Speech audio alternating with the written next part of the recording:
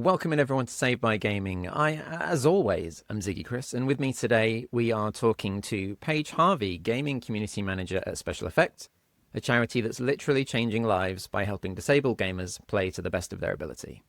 So welcome in, Paige. Good to meet you. Hello, good to meet you as well. Thank you for having me. No problem at all.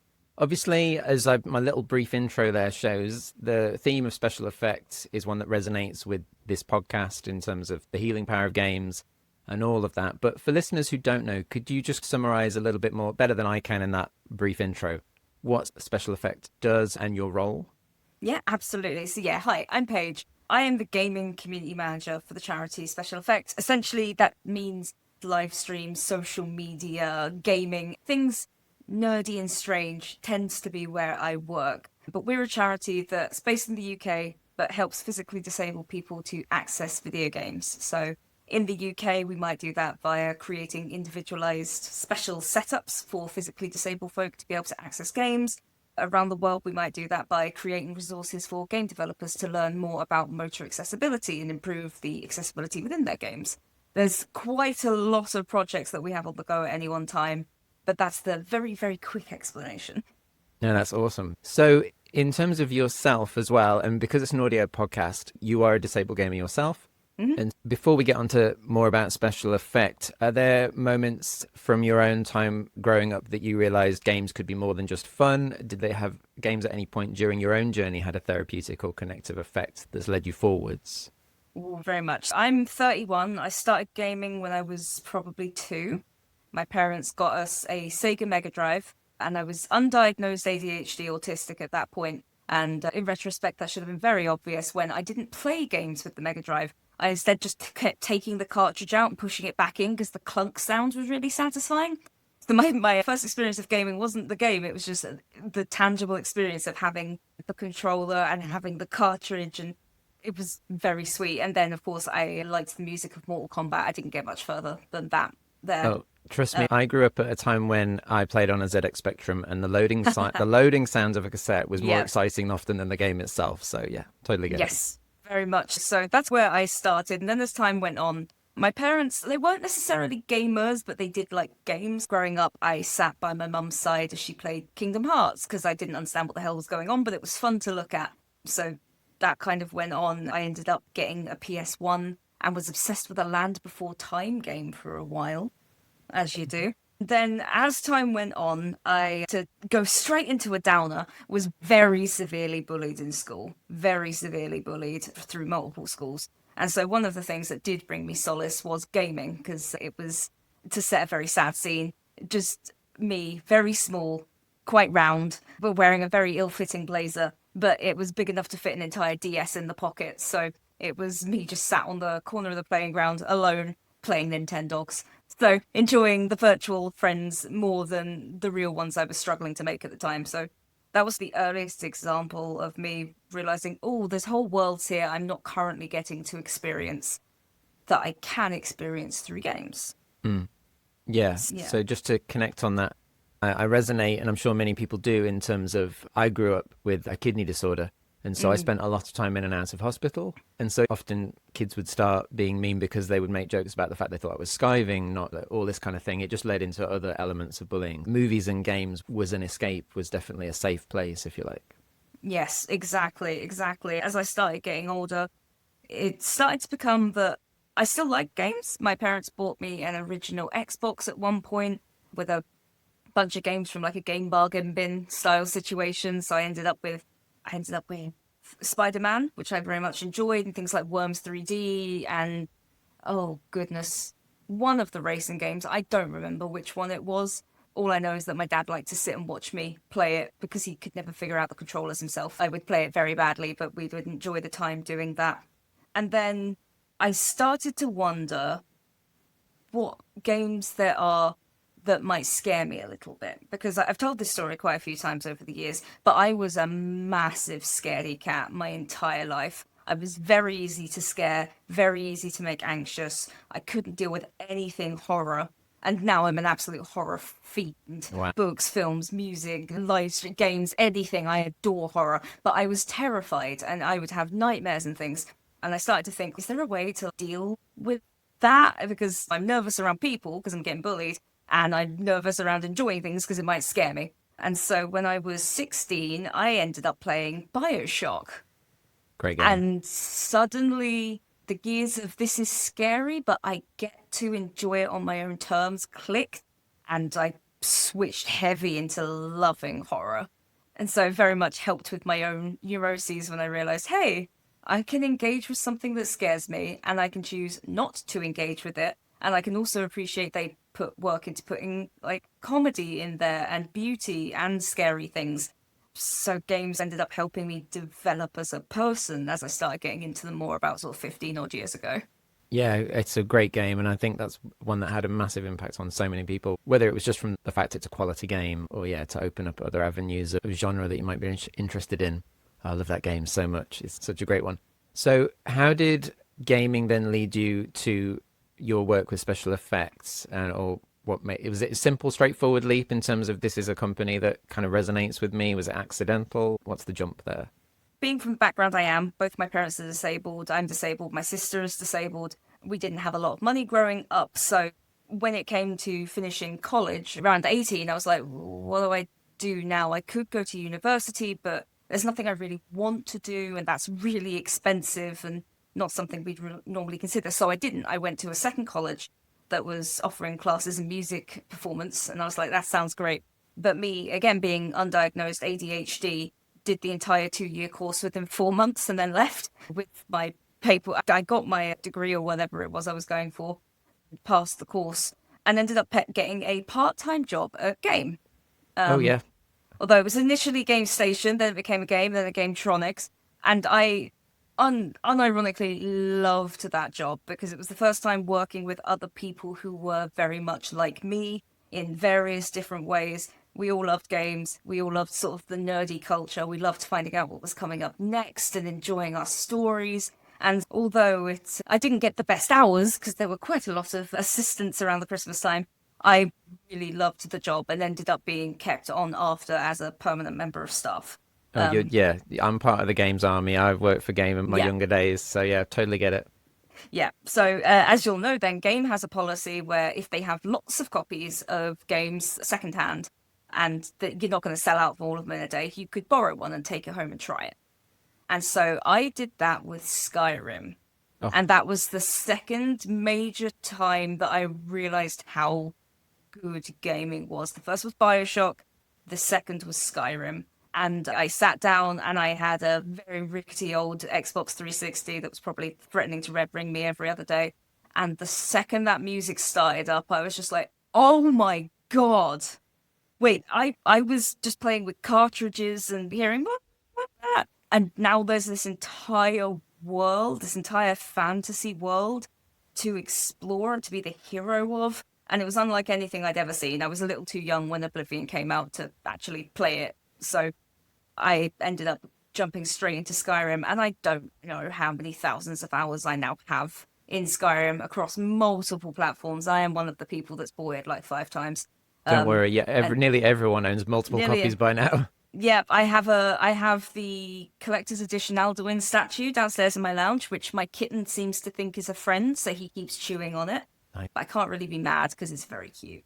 And so I played Skyrim, and it was so good that I immediately went to my parents and was like, can I borrow 20 quid to buy a copy of Skyrim? And they were like, we'll go halves with you, okay? If you can find a tenner, we can do a tenner. And so I ended up buying a copy of it, and I don't even think I took the disc back. I just had the case. I was like, scan it, I'm taking this again. And I fell in love. And that's when I started venturing into, I think I set up my first Steam account around 2011 and started picking up cheap games here, there, and everywhere, Binding of Isaac, stuff like that, and started really getting into gaming.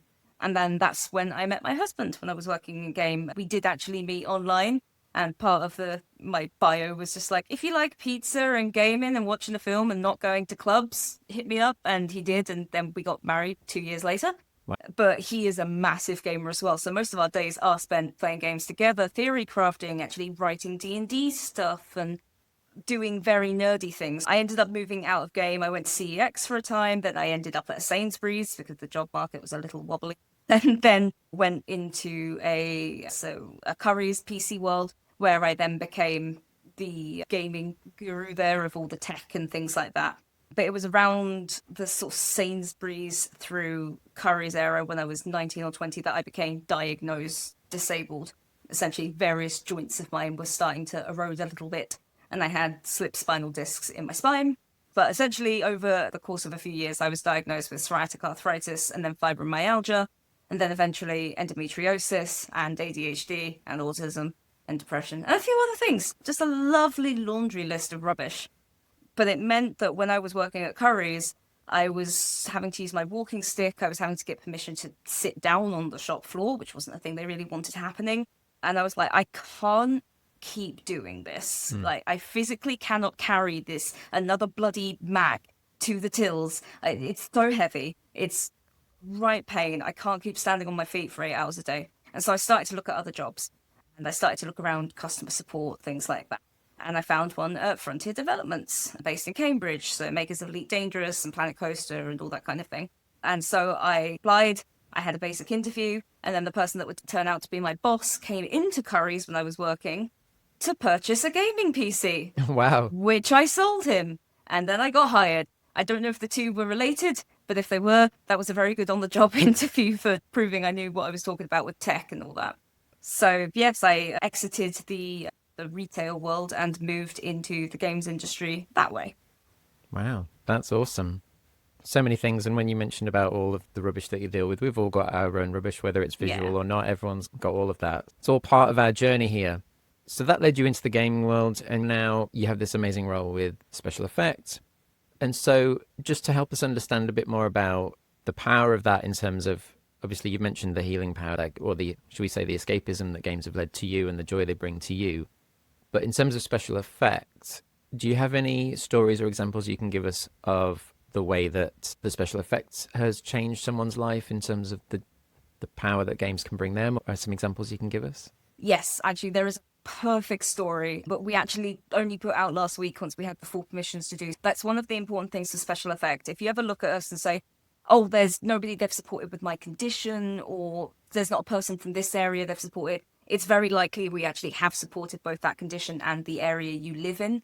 It's just we require consent from everyone whose stories we share because it's a very personal thing what they're dealing with, and not everyone wants their photo all over the internet.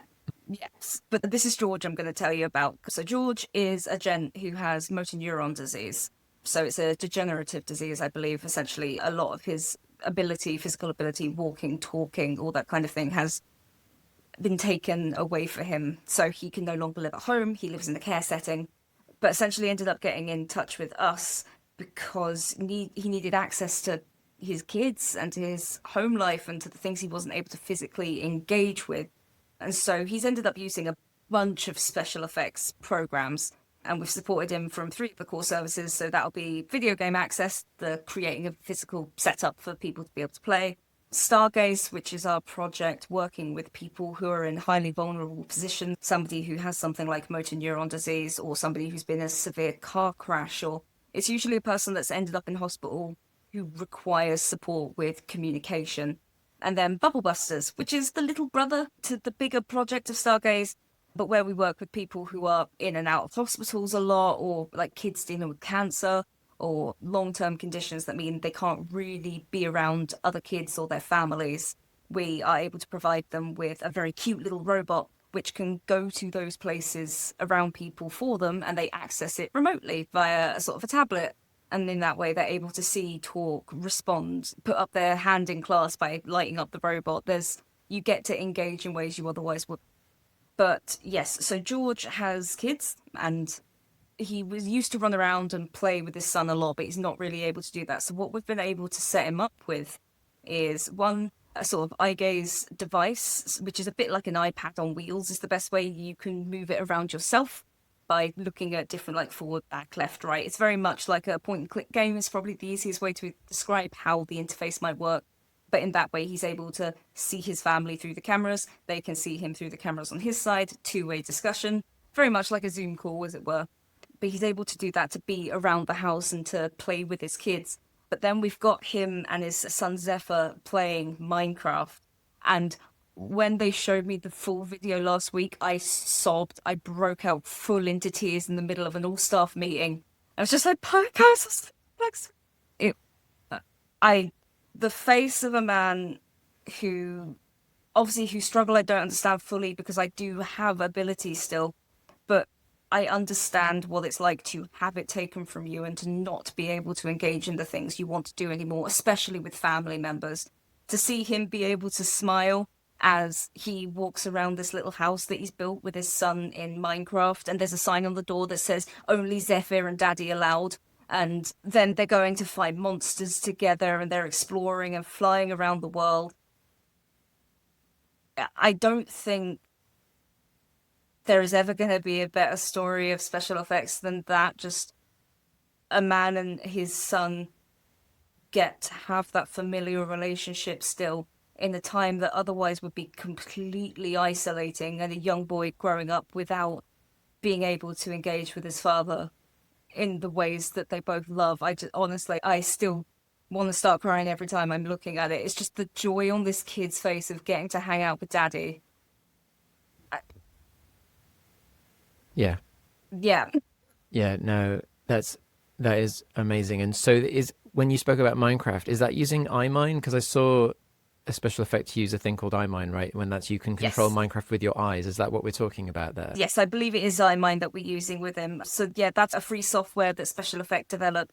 It uses an overlay system essentially to allow you to set up different controlled, I guess UIs is the best way. So there's basic version, left, right, forward, back, jump, swing sword. And then you can get into I'm very good at Minecraft mode and stick redstone on there and everything like that. You can get as detailed as you want with it. But it starts as simple as I did a video with the lovely YouTuber Up Is Not Jump, Matt. And when he was first let loose, all he did was look at a pig and a sheep and immediately slaughter them. I thought it was very funny.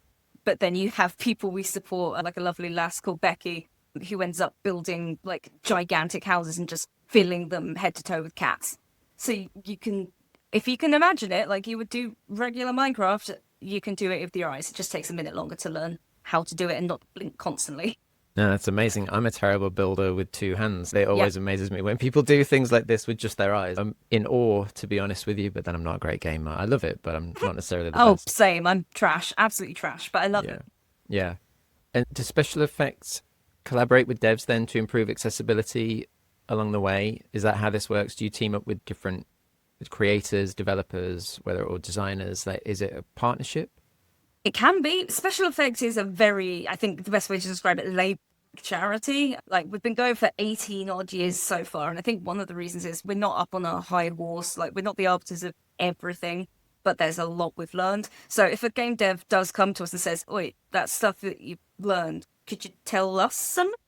Of course we can. Of course we can. So we've ended up working, I think one of my favorite examples is with Rare on Sea of Thieves, which honestly, I did a live stream playing Sea of Thieves with the devs. I was like, let's have a quick look at the accessibility menus.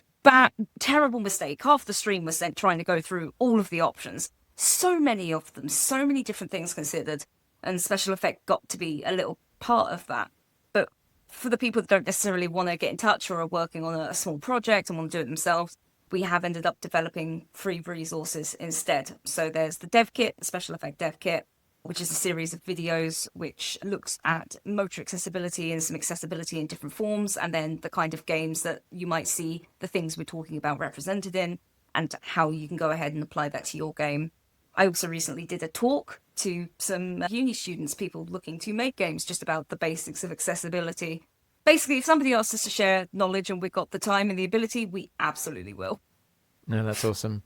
And so, is there a feature? Because you mentioned about Sea of Thieves accessibility, and there's a few obviously great games, and more games are trumpeting it, should we say? But some better than others. But it's great to see it expanding. Is there a feature that you wish every game had, like right off the bat? For me personally, vibration toggles or vibration sliders. Ideally, both.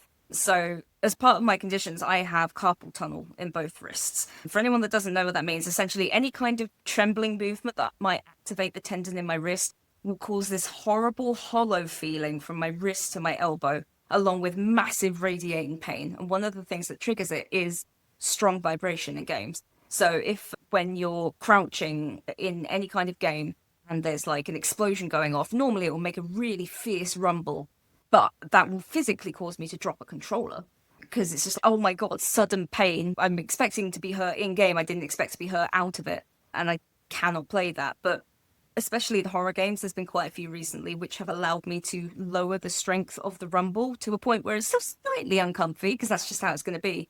But I still get the intended experience of the haptic feedback. So for me personally, I would love that to be in more games so I can experience it a bit more as intended without the unintended pain and broken control.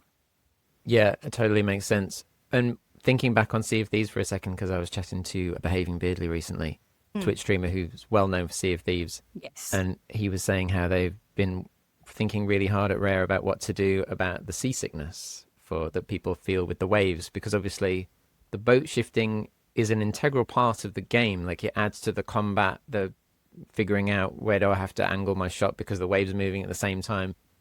But then there's people who really struggle with the fact it makes them feel seasick. Yeah. And so you can't, but you don't want to remove it from the game because that is a part of the game. But they're trying to figure out that balance, which is just one example of the kind of never-ending thought to bring into that whole accessible discussion.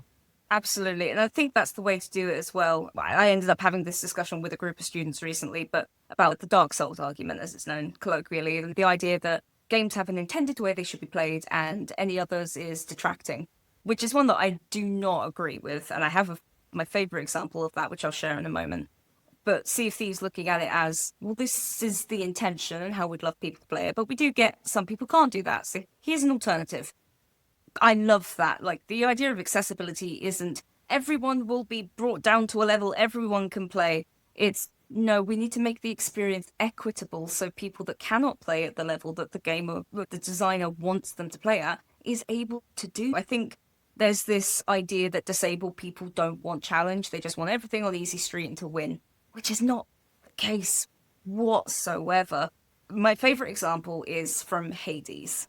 I was just constantly dying in the first level because I was just like, my reaction times aren't necessarily good enough. My hands are cramping. I can't keep up.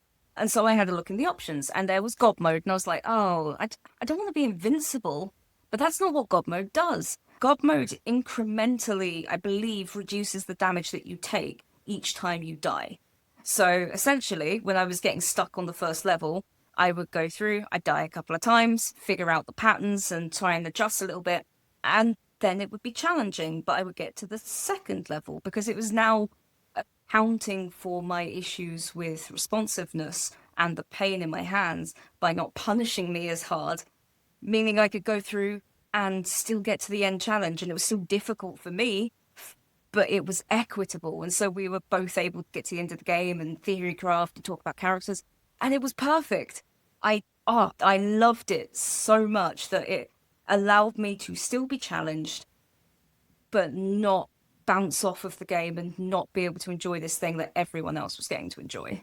Yeah, I love that. And it's interesting. I've had a few people mention Hades because it is up there with the best, along with the likes of Pine Hearts has come up a lot as well, and several other games. And I need to go back to it and turn on some of the modes, to be honest, because I'm a really bad gamer. And sometimes I just turn on we all need, even if you're not struggling with disability, sometimes just the modern world, that life that we live, there's so little time. Sometimes I'm like, as much as I probably could if I had the time, spend 50 hours doing this one thing, I don't, because I have 2 kids and I have a life and all these other things, and I just want to see the story. Yes. So I'm just going to scale it down to story mode or whatever it is that allows me to enjoy the world without the stress of, oh my gosh, I'm just running out of time and I really need to sleep. Exactly. I love God of War for that. Like, again, a mythology that I loved, and I was loving the world and the world building and the characters, but I was like, I'm so bad at combat. I'm so terrible at it. My reaction times do not work properly, both for physical and sort of neurodivergent reasons. And so I'm just like, they're being punished by a game for trying to enjoy it. And I'm like, why won't you let me love you? So being able to go, hey, the intended experience is you get punched in the face by a Valkyrie a lot. But you can scale it back to you can punch a Valkyrie in the face a lot if that works better for you. And I'm like, oh, thank you. That does work better for me. Like, it's super cool when I get to see other people doing it as intended, but I get to do it. And that's the most important part, I think. Yeah. It's not detracting from anyone else's success. It's me getting to experience success. Exactly. And I think it comes back to a term you mentioned earlier, which was equity, because I think people get hung. There's big difference between equality and equity. And I think sometimes people misunderstand or think just about from equality, but they're both massive, but it's vitally, there's a different term. Exactly. They both have their places. Like we need equity so people can be equal on a playing field. And equity isn't bring someone else down to my level. It's let's both get up there together. Yeah, it's starting from So the same place, essentially. exactly. And some people just need more help getting to the starting line. It's just that simple. It's not putting them ahead. It's the same way that using easy modes isn't cheating and things like that. It's equity again. It's getting, you can imagine it, to put it in gamer terms, that a physically disabled person has a debuff, a permanent debuff they can't cleanse. So are you going to play a game with a permanent debuff and just not do anything about it? No, you're probably going to try and shore up your other defenses, or you're going to try and make your attacks stronger, or you're going to full blast cannon it, or you're going to become the healer, or you're going to do something that then allows you to do your strengths and not your weaknesses. So why would we make somebody do that IRL? Yeah, perfectly put. And so for people that want to, other gamers out there that might want to support special effect, what can they do? Because I know you do lots of events. You've already mentioned some streamers and things like that. But how can people support? Oh, there are so many ways. There are so many ways. It really depends on what you like doing. Like this month, so we're recording this in July for a look behind the curtain, which is Disability Pride Month. And it's also the month that Special Effect does this event called 10K Your Way. It's very new. It's only its second year. It's a little baby. But the idea is it's a hybrid event because we wanted something that encapsulates the 10Ks, the marathons, the runs, the tough mudders, all the things that go on in the summer, but also not to leave the gamers, the people that are physically disabled, those that just don't like running, like me, behind and say, no, you can't get in this. So it's a hybrid event where everyone is welcome to take on their own 10K themed challenge. So we've got people running the 10K, we've got people dancing for 10,000 minutes over the month. There are people trying to take like 10 pictures of new stars and things in Elite Dangerous. I'm going to be doing a live stream where we need to try and identify as many ghosts as possible in Phasmophobia. Hopefully 10, probably not, but we'll do our best. It's just about challenging you in the ways that you're interested in and doing that for charity. Same as for people that like to do the more physical things, there are always walks and runs and football games and golf games and skydives and all the strange things people love to imagine to fundraise. And then for the streamers and the gamers, there's events like Game Blast, which happens every February. I run the event Game Blast for Special Effect, which just invites gamers and streamers from all over the world to come together on the last weekend of the month and do what they love in the name of charity. I don't set you a specific goal. You don't have to have a specific number of followers or watchers or donators. If you're a good person, you want to get involved and help raise some awareness and or some money for the work that we do, you are invited to be involved. It's just that simple. Nice. You've already mentioned some things already, but what's your favorite part of working with all these streamers and creators then? I presume it's going to be just seeing like you mentioned, the support and the network and everything.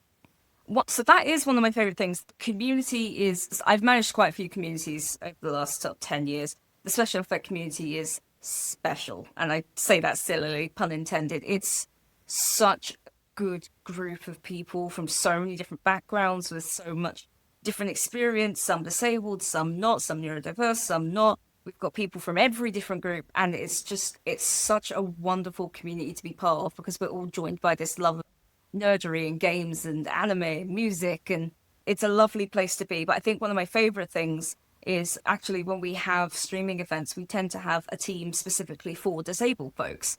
Because before I joined Special Effects, I was actually a full-time content creator because I'd left my job in the games industry in February 2020. And then guess what happened in March of 2020? Uh-oh. So the couple of months hiatus I was going to take before getting a new job became a 2-year COVID lockdown. And because I'm immunocompromised, it became very unsafe for me to seek another job, especially physically. So I ended up going to full-time content creation. And I met lots of disabled streamers, and I met lots of streamers from different marginalized backgrounds. And what I kept hearing was, there's no one celebrating us. There's no support for us. And especially with disabled folks, it can be quite difficult to work with disabled folks sometimes. They all have different needs. And it's, yes, they're people. Every person has different needs. And when working with Special Effects, it's one of the things we love to do is have a team specifically for disabled folks to be able to support and uplift each other while working and supporting a cause that's super close to our hearts as well. And that's just one of my favorite things, is trying to make some spaces in places where I've not really seen them made before. Yeah, yeah. I love that. I love all of that. And a few more things before we let sum up for the day. But so what's your dream for accessible gaming in the next 5 to 10 years? Not to put pressure on you or anything, not That's to all put right. you in the way. Such a question no one's ever asked me, so I'm just thinking. I think it's just, for me personally, is to be able to keep being able to engage with new games and sort of new things that come out on, especially on new hardware, because it tends to be that accessibility catches up a little bit later. It's more get the products out the door, we can do the other bit later. So it's just, if something amazing comes out, I would love to just be able to go, I can get that off the shelf. That would be perfect. I would love that. And I would love that for everyone we work with as well. Because it makes the charity's life a lot easier if out the box it works and you just need a few tweaks, as opposed to rewriting the whole system. Luckily, that's not been a thing for quite a few years. But I think that would be amazing. And for the charity, I think just more awareness of, again, the difference between equity and equality and what gaming does mean to people. There is still this occasional demonization in the press and in the media of, oh, it's just for sweaty neckbeards who stay at home eating crisps all day and they don't contribute anything. It's like, no, it's creativity, it's art, it's passion, it's storytelling. It's things you would never get to live. Like, I can't have kids, so I'm never going to be a parent. But I can play God of War and understand what that paternal bond feels like. Even just a little bit, even just in a, I'm sat there going, oh my God, Atreus, would you please stop being such an idiot? Just listen to your dad. And for a moment, I am his dad. And I'm just going, kid, please stop jumping over ravines. It's so dangerous. And that's an experience I'd never get to have. And it's playing The Witcher and being able to ride a horse when probably couldn't do that easily in real life without significant amounts of pain. And it's visiting other countries and learning to cook foods for cultures I'm not personally a part of. I just picked up Vemba the other day and I'm really excited to play it. I loved cooking Mama growing up, but it was very beige in quite a lot of ways. And just the idea I get to experience a different culture and a different family dynamic and a food and a love of and a passion for living. I'm so excited to experience that. So I would love accessibility to continue to be a thought in devs' minds and an idea in game studios. Regardless of the trouble we're currently having, I hope that when things get back on their feet a little bit more, everyone being included is something that's considered highly. Wow. I'm so happy because I started this podcast, as people know, because it's just about wanting to connect with people of like minds and also hear the stories from how everyone feels the benefits of gaming. And monologues like that just make me smile because like, this is what it's all about. And so one question I've started to ask everyone towards the end is, what one game would you prescribe to someone as like your Dr. Tonic? There's an answer that came to my head, but it would need to be a long course of treatment, but I would recommend Final Fantasy XIV. Okay. Like, it's one of those that I tried once in a very early lockdown and I bounced off because I looked at the UI and I went, oh my God. And so I put it down and didn't go back. And I was playing a lot of Elder Scrolls Online and it was in a bit of a content drought time. And I was like, okay, Moogles are really cute. I've never played a Final Fantasy game otherwise, but there's something about this that makes me want to try it. And so I loaded it up again. I made an Aura, so a little dragon lady, and I was like, oh, she's really cute, like that a lot. And then I loaded in, and I picked up my controller and went, oh my God, this UI is so much better. This makes so much more sense to me. And then I went, oh, look, a whole option for completely redesigning the HUD for however you want it to be and as intrusive or unintrusive as you want it. So I played with it for an hour and got it to a point. And then I started playing. And then suddenly it was 5 years later and I'd had 2 characters go all the way through the entire game and most side content. And I'd been a mentor and I'd done raids and I'd helped new players. And I like to occasionally, when I gathered loads of minions, stand at some of the starting zones and look specifically for new players who you can identify because they're all wearing the same outfit. And run over and just be like, you look like a person that would like a capybara, and just lob one at them and immediately see them get it out and be like, oh my God, it's so cute. And I'm like, for a game to introduce you like to community and also some very heavy topics, but that resolve with hope, I think was beautiful. It helped me a lot with the COVID lockdowns and with a lot of the horrendous things that have happened around the world. Because for a little bit of escapism, actually playing a game which in one of its big stories does feature a horrendous war and the casualties of war and what that does to an area over a long time. The fact that you get to be instrumental in going in and not telling these people how to fix it, but in assisting and listening and being an ally, not a savior, was one of the things I did really enjoy. Just being able to go in and be like, okay, I'm preordained by the stars to be super cool, but how can I help? You need me to fetch pails of water? I can get the water. You've got an idea that you do need an absolute badass and just go and beat someone up? I can do that too. You need me to comfort this small child? I'm on it. I loved the way that it presented a very human example of just horrible things in the fantasy setting, essentially. So if there are things that you're struggling to deal with, I do find it quite cathartic, I think is the best way to put it. Yeah, no, it's a great choice. It's not one I've not heard before, but I like it. And because I always wished I'd had a chance to invest time in Final Fantasy XIV. As people know from the first episode, my big one was World of Warcraft for when it was in its peak, and obviously different story arcs, but that thing of a big online MMO community. And yeah, it was a great place to find solace in. So I totally get that. It's different now, but when it was in its prime, yeah, it was good. It was a good place to be at one point in time. I can't comment on now or not. And if you could make any classic game fully accessible, which would you pick? Oh no. There you go. Because I'm now just running through, because I've still got a lot of my old games on the shelves and things like that. If I could modernize it and thus end up making the controls a little easier to use, I would go for one of the original Animal Crossings on the GameCube. Oh. Which is an interesting choice. I am not normally a cozy gamer. I'm very much a hack and slash horrible story, make you cry horror gamer. But Animal Crossing, and I think Jaden Animation said it beautifully in her video about it, it used to give you villains. It used to give you drama and sass. And I adore, is it New Horizons, the new one on Switch? Newish. I played a lot of hours of that getting to design my town, but the NPCs were very, even if they were being mean, they were being very nice about it. It was just, hey, that shirt looks bad. Here's a nice one. It's okay. But you would have enemies in the previous game that was like, oh my gosh, you just look horrendous right now. Did you fall into a bin? What is wrong with you? And then they'd leave. It was, oh my God, that was so rude. I love it.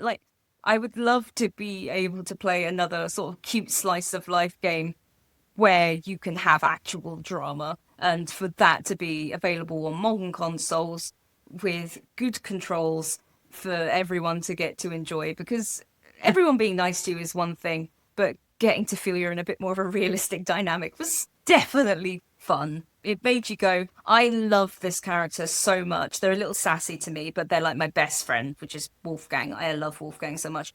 But then you'd have another character that you're like, I hate you. And it's not just because you look slightly weird and I don't like how smooth your face is and you're a weird mouse. It's like, no, you actually tripped me and ripped up my plants. So I would love those experiences of games being a little more real to be available. Yeah, I'm not really a cozy gamer either, but I was chatting to someone recently actually about Stardew Valley and the fact that I did try it for a little bit. And I was amazed that, because you mentioned villains, it's more cruel than anyone lets out. Some of these games are not cozy games. They need to change the name of the genre, because Haley in Stardew Valley, she is so mean to me. She's so mean. She's so mean. And what is going on there, people? But it's she's not a cozy. girl's girl. She's a girl's girl. Don't get me wrong, I love her, and there's a little part of me that loves it when she's mean to me. I'm not going to lie. However, let's just maybe change this name from cozy to something else. We need to find a whole new remit for these ones. This is cozy light. Yeah. Yeah, Stardew Valley is fantastic. I've played it a lot. Every 6 months or so, I end up making a new farm and getting 3 years in, and I marry someone else, and I'm like, cool, I'm done, and then I do it all again. But the fact that you're like, plants, oh, cute little apple guys, and there's a bit weird, and there's capitalism living just over the river, but it's mostly fine. I can go to the local corner shop where they keep trying to price gouge, oh god, and then I could go to do some fishing and then realize there's a big fishing boat out there, and that means the local populations are fit, and don't worry about that. Oh, a new NPC's turned up. He's just gotten back from a horrible war and has PTSD. Okay, maybe I can romance the cute man who's a little bit of a loner. Oh, he's a serious alcoholic and is trying to do some very desperate things. Oh my god, this game! Yeah, And there's loads there.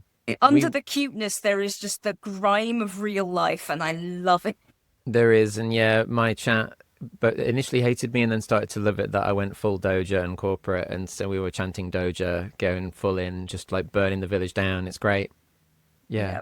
All right, I ended up romancing Shane because I had to fix him. And I did, and he gave me blue chickens, but don't do that in real life. That's work on yourself first. You can't fix them all like you can in focus on video yourself. games. On that bombshell, before we can continue off recording, I'm sure, on this tangent. But before we sign off for today, then, is there any way you'd like to tell people to go if they want to find out more about Special Effect or yourself in terms of just places to follow, check out in resources and all that other stuff? Yeah, absolutely. For Special Effect, the best place is just the website specialeffect.org.uk, and that will link you to the Discord that I run with all the various community members, all the social media pages, the website for asking for assistance, the dev kit. Yeah, anything that we do, you can find it via the specialeffect.org.uk. And for me, I'm pretty much anywhere online apart from X as either Paige Harvey. In there, the H stands for house when I started using a walking stick and really liked medicine. So Paige Harvey, or Pandemonium, which is Pandemonium, because my nickname is Pan, because it means mechanically broken, which I thought was quite funny. Yeah. We will make sure all of the various links and things are in the description if you want to. I'll try and make your life as easy as possible because that's the theme. On that, all of that, thank you very much, Paige, for spending some time with me today. It's been awesome chatting with you. Yeah, thank you for having me. It's been lovely. No worries. And everyone out there, just remember, as always, remember to hit save, and we'll see you next time. Okay. Bye-bye. This show was brought to you by me, Ziggy Chris. So thanks very much for listening. You know how to do podcast things by now, so if you liked this, push the button, tell your friends, do all that jazz, and we'll see you next time. Take care.